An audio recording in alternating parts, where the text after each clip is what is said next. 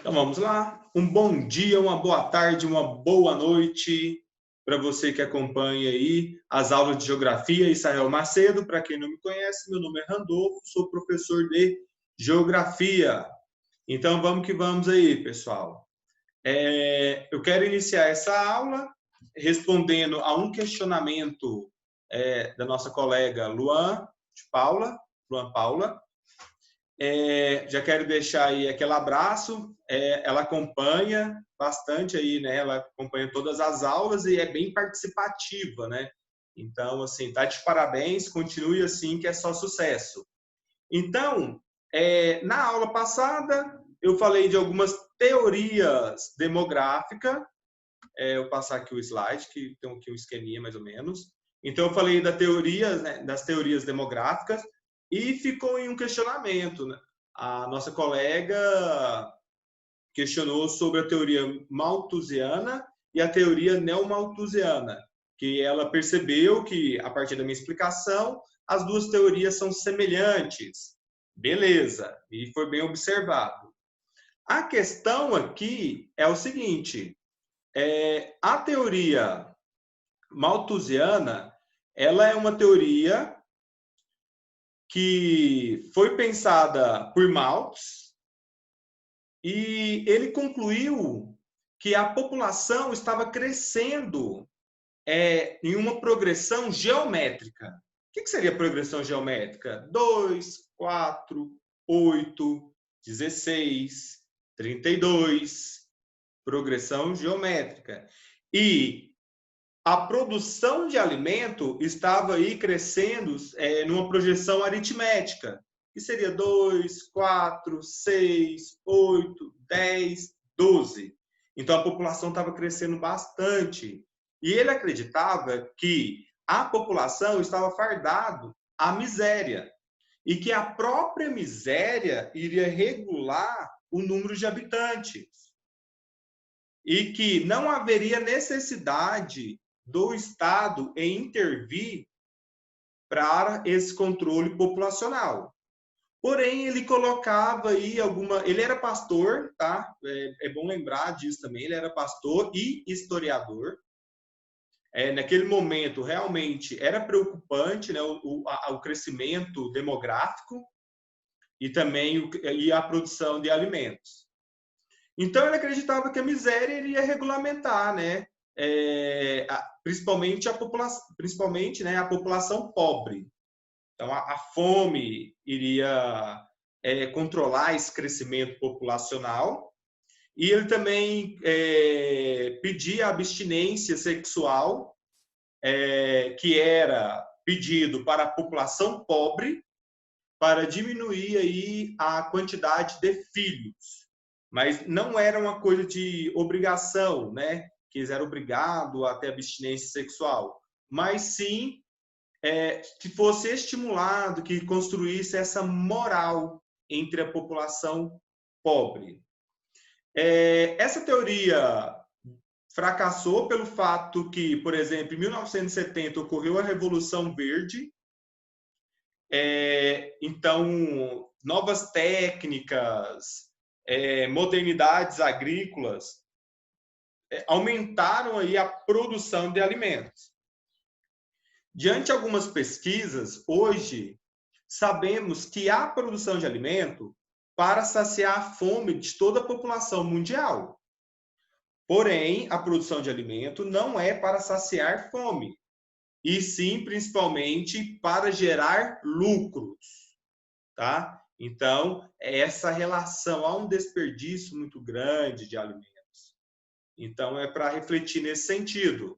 E já a teoria neomalthusiana, né, é uma teoria que foi reelaborado a partir aí do pensador inglês Thomas Malthus. E aqui já é necessário a participação do Estado. O Estado tomará medidas para o controle de natalidade, tá? Quando se fala em natalidade, pessoal, é muito perceptível em países subdesenvolvidos, quando você vai fazer aí a análise da pirâmide etária, verificar o país é subdesenvolvido, quais características na pirâmide etária? Base larga, uma grande taxa de natalidade, ok? Então, nesse sentido, pessoal, há o papel do Estado nesse controle de natalidade. Lembrando que os países subdesenvolvidos aumentaram aí a expectativa de vida também, começaram a elevar a expectativa de vida e houve um grande crescimento populacional. Então, países aí como a Índia, a China, já tomaram medidas partidas do Estado para o controle de natalidade, tá? O Brasil, de uma forma singela, há também essa política vindo do Estado, seja aí pela distribuição de contraceptivos ou a venda mais barata aí desses contraceptivos, tá? Então, quando o Estado faz a distribuição dos contraceptivos, é aí, de certa forma, um controle populacional, tá? Incentivando aí a utilização de métodos contraceptivos para estar aí diminuindo o crescimento das taxas de fecundidade, ok? Então, espero ter contribuído, sanado aí a sua dúvida. Qualquer dúvida, pessoal, deixem aí que nas aulas eu pretendo estar respondendo, ok? Então, seguindo aí, temos o nosso conteúdo. Vou passar esse quadro para cá, porque já dá aquela fortalecida, né? Beleza. Não sei se vai ficar ruim para vocês de estar acompanhando, mas são testes, né, pessoal? Quem acompanha aí percebe que eu faço alguns testes, eu vou mudando a aula para verificar qual fica melhor, digamos assim, né? Ou menos ruim. Mas vamos que vamos. O tema da nossa aula de hoje é recursos naturais, beleza? Então, recursos naturais renováveis e recursos naturais não renováveis. O recurso natural, pessoal, primeira coisa, vamos compreender aí, né? A geografia, ela estuda a relação, né? Estuda a descrição da superfície da Terra e também a relação do homem com a natureza. Porque o homem, né? Quando eu coloco o homem, seres humanos, não estou excluindo as mulheres, mas o homem, ele transforma essa superfície. Então, a geografia vai acompanhando aí a construção do espaço geográfico. E nessa relação homem-natureza, o homem hoje se coloca fora da natureza. Ele não se enxerga dentro da natureza e vê a natureza como uma possibilidade de transformação para desenvolvimento socioeconômico e para o melhor conforto de sua população. Não para todos, né? Que nem todo mundo tem acesso. Mas essa é a intenção aí. Por quê? Cada vez mais aumenta aí as nossas necessidades e consumo, e para suprir esse consumo é necessária a produção de mercadorias. E para produzir mercadorias é necessário recursos naturais. As grandes navegações foi para expandir o seu território e também em busca de novos recursos. O Brasil, no período colônia, ele exportava matérias-primas para metrópoles, né, para Portugal. Posteriormente, e isso reconfigurou o espaço aqui do Brasil, né, que estava em formação, não existia o Brasil é uma invenção dos colonizadores. Então, a necessidade maior era de vir e pegar os recursos, explorar aí os recursos naturais e, posteriormente, transformá-los na metrópolis. E essa apropriação reconfigurou aqui todo o território, os povos indígenas. Muitos dos povos indígenas foram dizimados, a própria paisagem sofreu grandes transformações com a derrubada aí, do pau-brasil, com a retirada, com a mineração. E essas transformações ainda continua presente na nossa sociedade. Catalão se destaca pelas suas mineradoras. Mineradoras essas que têm investimento, capital estrangeiro. Tá? Então, nessa relação aí, o Brasil ainda possui alguns aspectos de colônia, porque a colônia exportava matéria-prima. E o Brasil ainda continua aí, né, sendo um grande exportador de matérias-primas. Ok? Algo que não tem como desvincular, pessoal, que eu penso que é muito importante, é relacionar a questão dos recursos naturais. Por que exploramos tanto?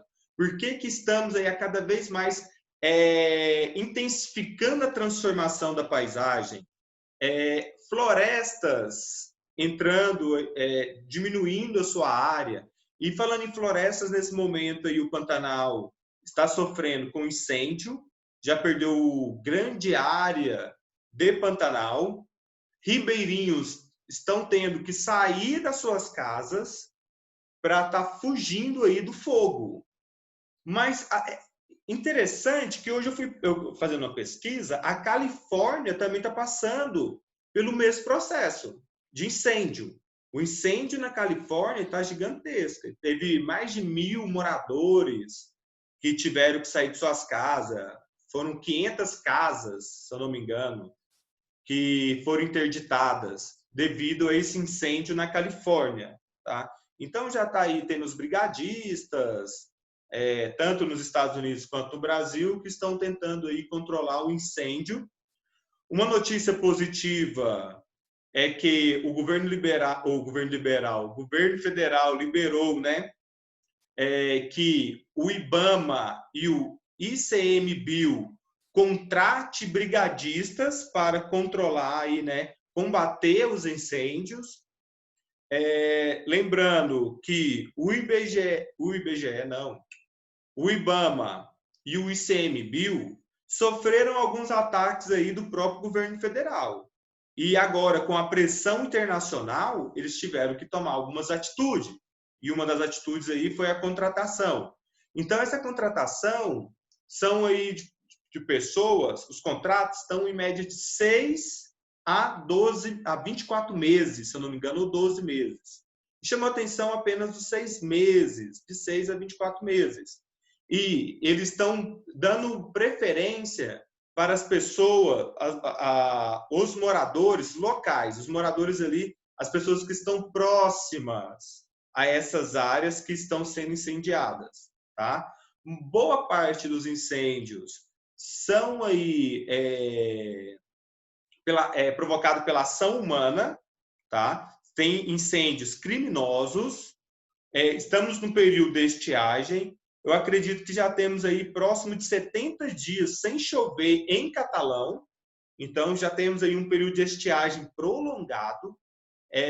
Não é difícil vocês encontrarem aí terrenos vagos que as pessoas colocaram fogo. Aqui próximo de casa há um loteamento que eles colocaram fogo ali no mato seco e gerou muita fumaça, mas muita mesmo. Então, eu acredito que para vocês também não é difícil, né? Ter um vizinho um pouco sem noção que coloca fogo aí nos lotes vagos nesse momento de estiagem, tá? Então, é uma preocupação a questão da biodiversidade, pessoal. Tem pessoas que não estão nem aí para a biodiversidade, está pouco preocupando aí, né? Pouco se preocupa com o aquecimento global. Mas tudo isso que eu estou falando, ai, professor, você está falando de recursos naturais, agora você está falando de aquecimento global, como assim? Turma, tem tudo a ver, tem tudo a ver. O aquecimento global se dá pela transformação do homem diante a natureza, de seu espaço, né? A queima aí de combustíveis fósseis acelera bastante e ocasiona o efeito estufa. Então, o nosso planeta está aumentando a sua temperatura. E quem tiver curiosidade, pesquise sobre o narval, tá? é uma baleia, é uma espécie de baleia que se encontra no Ártico, tá? O urso polar está tendo grandes dificuldades aí de enfrentar o aquecimento global e o narval também, pessoal. Quem tiver curiosidade, pesquise, é interessante e é importante, tá? E nesse sentido, o Brasil também está sendo observado por demais nações devido à questão da conservação da floresta amazônica, não só da floresta amazônica, temos aí o Pantanal, né, com todo o seu complexo, o Cerrado também, constantemente, ele vem sofrendo aí degradação, pessoal. E o Cerrado é o berço das águas, é o berço da água. É aqui que tem as 5 principais, temos as nascentes das 5 principais bacias hidrográficas do Brasil. Então, para muitos pesquisadores, o Cerrado é considerado o berço das águas, ou a caixa d'água do Brasil. Ok? Nossa, tinha outras coisas que eu gostaria de falar para vocês, mas eu fico com medo do vídeo ficar muito grande, né? E eu sei que vocês não querem aí enfrentar 40, 50 minutos de aula, que é aquela coisa assim, ó, mais dinâmica, professor, estilo TikTok. Já viu TikTok, os vídeos rápidos? Não, nunca vi TikTok, pessoal. Porém, estou acompanhando todos os entraves, né, que o TikTok está sofrendo nos Estados Unidos. Para quem não sabe, para quem não acompanha, turma, eu vou comentar porque eu penso que é importante, tá? E entra aí na questão dos recursos naturais que vocês vão entender. O TikTok, ele é de capital chinesa, né? Ele é chinês. A China proíbe a plataforma do Google, proíbe Facebook, proíbe Instagram no seu território. E a China, assim, a China é muito ninja. Eles conseguem, de certa forma, copiar e fazer e reproduzir certas coisas e tecnologias e produtos que estão aí sendo consumidos pela população. Hoje, quem é que não consome redes sociais, né? Quantas horas que você fica em uma rede social por dia? Se você não fica, provavelmente você tem algum parente que fica praticamente aí horas e horas nas redes sociais. Beleza? Então, Facebook, WhatsApp, as plataformas do Google são proibidas na China. Por quê? Eles querem proteger as informações do seu país. Beleza? A China criou o TikTok, que é uma rede social, né, de uns vídeos curtos, que eu li aí as introduções, e tá virando febre no mundo todo. E nos Estados Unidos, o Trump proibiu em 45 dias transações com o TikTok, quer proibir o TikTok nos Estados Unidos e quer proibir, né, na verdade, o TikTok nos Estados Unidos para proteger os dados e as informações da sua população. Turma, não é de hoje que está havendo várias denúncias a respeito da influência das redes sociais, do Facebook, do Instagram, do WhatsApp, nas eleições, tá? Não só no Brasil, mas em todo o mundo. Teve denúncia aí do Facebook a respeito da eleição dos Estados Unidos e que foi um facilitador para a campanha do Donald Trump. Isso não sou eu que estou criando, falando. Pesquisem aí, pessoal. Tem vídeo aí da audiência, tá? Então, dá uma conferida aí e verifique se o professor não está inventando as coisas, né? Qual que é a veracidade aí do que o Randolfo está falando. Mas, beleza. Então, algumas empresas estadunidenses, né, como a Apple, a Disney, umas outras empresas gigantescas, já se pronunciaram contra essa proibição do TikTok nos Estados Unidos. Por quê, pessoal? Hoje, com a globalização e a China sendo uma grande potência emergente, tanto os Estados Unidos depende da economia chinesa, quanto a China depende também da economia estadunidense. Então, é uma guerra fria que está estabelecida nesse momento, mas, ao contrário da Guerra Fria que ocorreu anterior com a União Soviética, ocorre de uma forma diferente porque há amarrações econômicas entre os dois países. Então, não será fácil para o Trump cancelar aí, não permitir o uso do TikTok nos Estados Unidos. E lembrando que esse ano é um ano de eleição presidencial nos Estados Unidos. Vai que o TikTok consegue aí, né, fazer um grande armazenamento de informações da população e influencia nas eleições estadunidenses e faz aí, né, que algum concorrente do Trump venha ganhar. Então, ele está se resguardando, tá?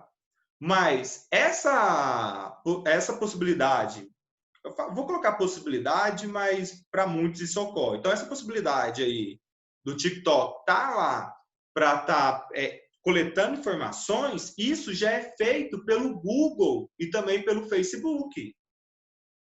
O Facebook coleta informações. Não é à toa aí, pessoal, quando você faz uma pesquisa para comprar alguma coisa, um tênis, uma caneta, sei lá. Depois você recebe um monte de anúncios. Então, o Google, ele, a partir, né, da sua inteligência artificial, dos logaritmos, ele consegue redirecionar alguns anúncios para intensificar a compra e a venda. E também essas informações podem ser utilizadas para outras coisas, tá? E até mesmo para influenciar eleições em alguns países. Beleza? Então, assim, professor, mas e aí? Agora, a sua missão é relacionar isso com os recursos naturais. Bem simples, turma, bem simples. Pare para pensar. Desde quando as redes sociais se tornaram algo essencial em nossas vidas? A rede social, para muitos, é uma necessidade de existência. De existência. Então, para além das redes sociais, há um grande aumento das necessidades. Eu tenho necessidade de ter aí 7 calças, eu tenho necessidade de trocar minha camisa, porque minha camisa está desbotada. Nossa, desde o ano passado eu dou aula com essa camisa xadrez. Os meninos devem estar perguntando: professor, você só tem essa camisa? Já teve, eu falando isso, mas já teve aluno. Já teve aluno falar: professor, o senhor só tem esse tênis? Professor, o senhor repete calça. Ué, claro, eu não tenho um tênis para cada dia. E eu nem vejo necessidade para isso. Eu não. Agora, há pessoas que veem necessidade de não repetir roupa e nem tênis. Tem pessoas que têm essa necessidade. E essa necessidade tem um custo monetário e um custo também ambiental. Quanto mais eu consumo, mais há necessidade de retirar de recursos naturais para a produção de mercadoria. Então, pessoal, acho que eu já falei para vocês, vou falar novamente, para economizar, tem que gastar mais.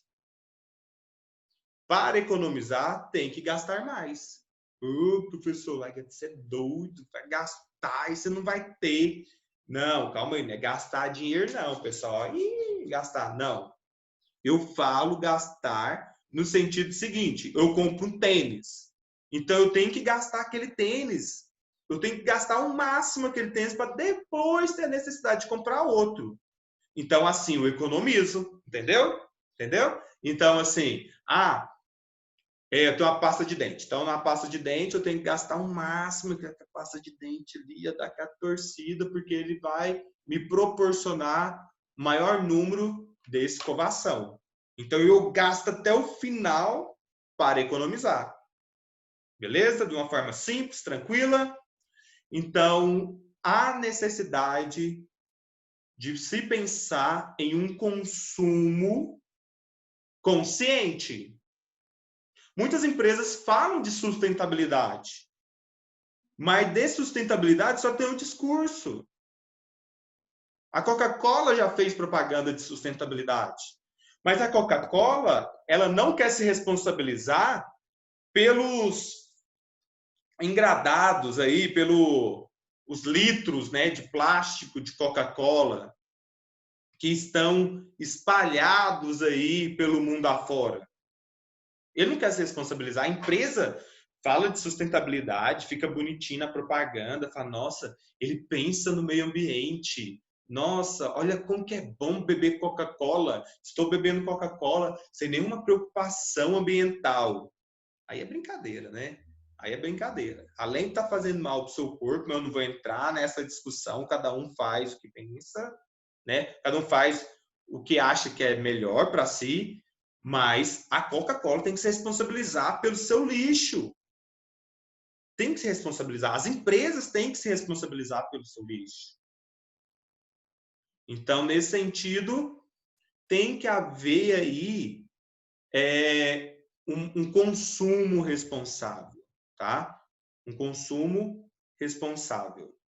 Para não haver necessidade de um grande consumo de recursos naturais. E diante aí dos recursos naturais, temos recursos naturais renováveis e recursos naturais não renováveis, tá? Então, nos recursos naturais renováveis são a água, o vento, o sol. O sol aí, né, temos, tá muito presente hoje as placas voltaico, e agora fugiu a palavra, né, da cabeça, mas enfim, as placas, né, que geram energia a partir do raio solar. Então, vivemos aí no país tropical, abençoado por Deus e bonito por natureza, mas que beleza.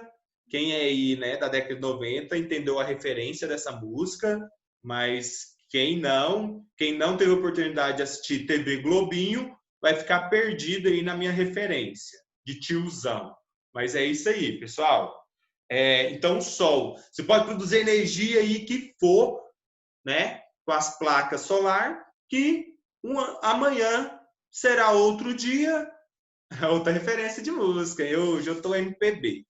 Amanhã há de ser outro dia e o sol vai nascer novamente com oportunidade de geração de energia. O vento, no deslocamento da massa de ar, temos a produção da energia eólica. O Brasil tem alguns lugares aí, né, no Nordeste, na região Sul, que possuem um grande potencial e esse potencial está sendo utilizado para a produção de energia. E a água é renovável, temos o ciclo da água. Mas a água, há uma preocupação, pessoal, pelo fato da água potável. Quem tem acesso à água potável? Tá? Então, cabe essa discussão. Por que fica aparecendo, recurso renovável? A água renova, dá nada não, joga esse esgoto aí, nesse ribeirão. Não, calma aí. Muita calma nessa hora, tá, pessoal? Muita calma. Recursos naturais não renováveis. Olha, petróleo, carvão e minerais. Não são renováveis. Temos uma grande reserva de petróleo, carvão e minerais, mas não são renováveis. Necessita aí de milhares de anos para a sua formação. Tá? Então, no nosso curto tempo de vida na Terra, o petróleo, o carvão e minerais não têm oportunidade aí de se renovar, ok? Turma, para não estender muita aula, ficaremos por aqui. Quero desejar a vocês, fazer um merchan aqui na Tio Gel. Pessoal, eu estou já compartilhando com vocês, né? Tio Gel eu estou aí, né, num projeto, mas a minha esposa, que é geógrafa também, mestre em geografia, estamos aí tentando entrar no mundo da criação de conteúdos, né? Criar conteúdos geográficos para o Insta e também para o YouTube. Tá? Estamos nesse projeto, discutimos muito geografia o dia inteiro, então há alguns conflitos aqui teóricos entre eu e minha esposa, e gostaríamos de compartilhar essas discussões, algumas descobertas, pesquisamos aí constantemente, acompanhamos várias notícias e estamos aí planejando para compartilhar aí com quem quiser assistir, né? É claro. No mais, quero desejar a vocês aí uma ótima noite de sexta-feira, um bom final de semana. Quero deixar aí um abraço fraterno a todos que acompanham a minha aula.